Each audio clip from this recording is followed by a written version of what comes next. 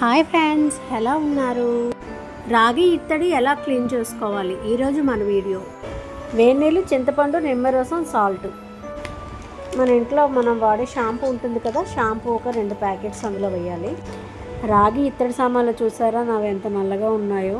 దీపం కుందైతే మరీ అనక్కలే, మరీ బ్లాక్గా ఉంది. ఇప్పుడు అవి నీట్గా తెల్లగా చేద్దాం.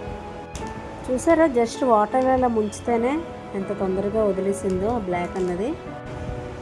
నా లక్ష్మీదేవి విగ్రహం అండి, చూసారు కదా అంత బ్లాక్గా ఉంది. ఆ ఏనుగు బొమ్మలు 2 నేను లక్ష్మీదేవి పక్కన పెట్టుకుంటానండి, ఉంటే చాలా మంచిదంట. మీలో ఎవరైనా నాలాగా శనివారం దేవుడు క్లీనింగ్లో ఎవరైనా పెట్టుకుంటే కామెంట్ చేయండి. దేవుడి సామాన్లు తోమేసుకున్నాను, ఎండలో పెట్టుకున్నాను. చూసారు కదా అంత తెల్లగా వచ్చాయో.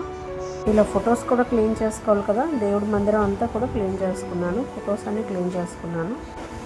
ఇంకా కుంకుమ బొట్లు పెట్టుకోవాలి. నేను ఒక పీట మీషోలో కొన్నాను, ఇంతకుముందు వీడియోలో కూడా మీకు చెప్పాను. అలా దాన్ని పసుపు రాసి బొట్లు పెట్టుకోవాలి, అలంకరించాలి. పసుపు రాసి బొట్లు పెట్టి దేవుడి మందిరంలో పెట్టాను. ఫొటోస్ కూడా బొట్లు పెట్టుకున్నాను.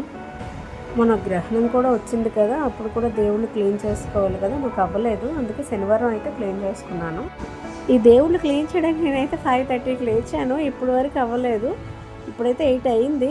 ఇప్పుడు అయింది 5:30కి స్టార్ట్ చేస్తే. ఏదైనా దేవుడు క్లీన్ చేయాలంటే చాలా పెద్ద టాస్క్. చాలామంది ఇంట్లో అయితే దేవుడి ఫోటోలు, విగ్రహాలు చాలా ఎక్కువ పెట్టుకుంటారు కదండి.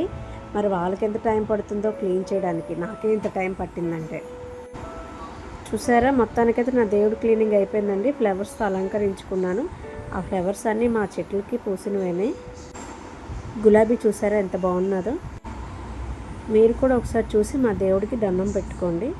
ఈ వీడియో కనుక మీకు నచ్చినట్టయితే లైక్ చేయండి, షేర్ చేయండి, సబ్స్క్రైబ్ చేయండి. ఓయ్ మర్చిపోవద్దు ప్లీజ్.